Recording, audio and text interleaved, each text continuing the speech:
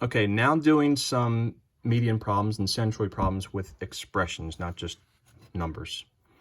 All right, the same rules apply though, the 1/3, 2/3 segment.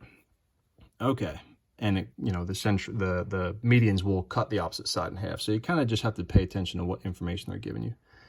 Okay, so lines BX, CZ, and AY are all medians. So they tell us this. So that lets us know that if that is a median, then this segment is congruent to that segment.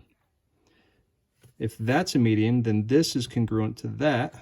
Remember, congruent just means same measure. And if this is a median, then that is congruent to that, okay? So we come back here and we say, all right, they give us AX, they give us XC, and ZB. All right, AX. Here's segment AX. And XC, there's segment XC. What do we notice about this and this?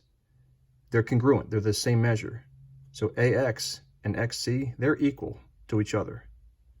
Well, if I have expressions for each of those, then I'm just gonna plug in those expressions. Here's AX, here's XC, they're equal to each other. I've got an equation. So I set them equal to each other, I solve this equation, and I get an answer of x equals 5. That doesn't mean that those side measures are 5. That means the value of x is 5. So if I've got to find some side measures, here it says find AZ. If I got to find those side measures, well, AZ. Well, what do we know about AZ? Let's see, here's AZ. We know that AZ is equal to ZB.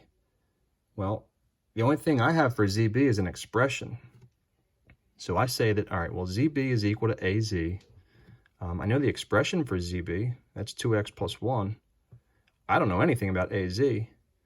But wait a minute, let me come back here. I just solved for x. I know the value of x. I can plug that in now. So if I plug in 5 for x, 2 times 5 is 10, plus 1 more is 11.